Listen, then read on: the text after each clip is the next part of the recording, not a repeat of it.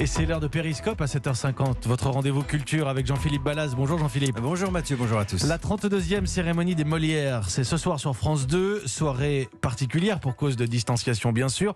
Pas de vrai public dans la salle, juste les professionnels. Vous avez pu assister Jean-Philippe à une partie des enregistrements au Théâtre du Châtelet. Oui, et il y a quelque chose d'une joyeuse cour d'école dans le hall du théâtre. Un peu comme des gamins qui seraient heureux de se retrouver en robe de soirée et costume un peu classe. En haut des marches, vous voyez Guillaume de Tonquédec, nommé dans la catégorie meilleur comédien dans un spectacle de théâtre privé pour la pièce 7 ans de réflexion. Ça ajoute à la fête, curieusement, parce qu'on a toujours un petit trac, une appréhension. On a été choisi par ses pairs. Comme ça, on est nommé peut-être l'un des meilleurs comédiens de l'année. C'est extrêmement émouvant et extrêmement, on a une vraie responsabilité. Mais là, le fait que ça se passe de cette façon-là, avec ces règles de distanciation, cette angoisse de ce confinement, ça donne la juste valeur de cet événement. C'est-à-dire c'est à la fois important et totalement dérisoire. Et il faut le vivre comme ça. Il faut avoir un bon mélange des deux aspects et faire la fête, quoi. Là, juste le fait d'être au Châtelet, d'avoir du rouge, d'avoir ce velours rouge, de retrouver l'ambiance d'un théâtre. J'adore ça. J'ai envie de dire aux gens, rien que d'arriver dans le lieu, c'est déjà une fête. Donc venez refaire la fête avec nous. Venez nous retrouver. S'il vous plaît, on va rentrer dans une minute maintenant. Alors on va bien faire attention avant de rentrer. Sur le tapis rouge, il y a des flèches blanches. Désormais, c'est le nouveau protocole. Parmi les dernières entrées, nous sommes avec un habitué des Molières, c'est Alexis Michalik, auteur, acteur, metteur en scène, nommé pour sa pièce Une histoire d'amour. C'est une ambiance très particulière pour le monde du théâtre parce qu'on commence à voir la société qui se réveille, les trains qui se remplissent, les avions.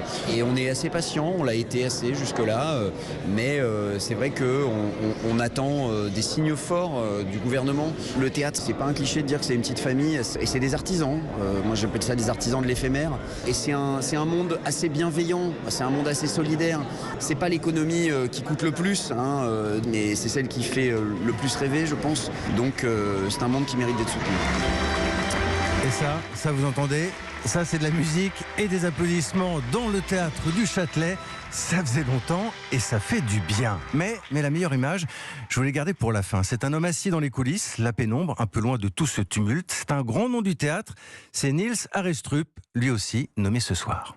Oui, je suis bien dans un théâtre, oui. C'est un des rares endroits au monde où j'ai pas peur. C'est important de trouver un endroit pour son travail dans lequel on n'aura pas peur. Je crois que peut-être les gens, de temps en temps, ceux qui vont au théâtre, pensent qu'ils en ont besoin du théâtre. Eh bien, c'est le moment. Parce que là, vraiment, le théâtre a besoin des gens, du public. Bref, vous avez compris, le public, le vrai public n'est pas encore là, mais on n'aura jamais autant parlé de lui. Merci Jean-Philippe Ballas. La cérémonie des Molières en prime, c'est ce soir sur France 2. C'était Périscope, votre rendez-vous culture. La culture à 360 degrés avec Jean-Philippe Ballas.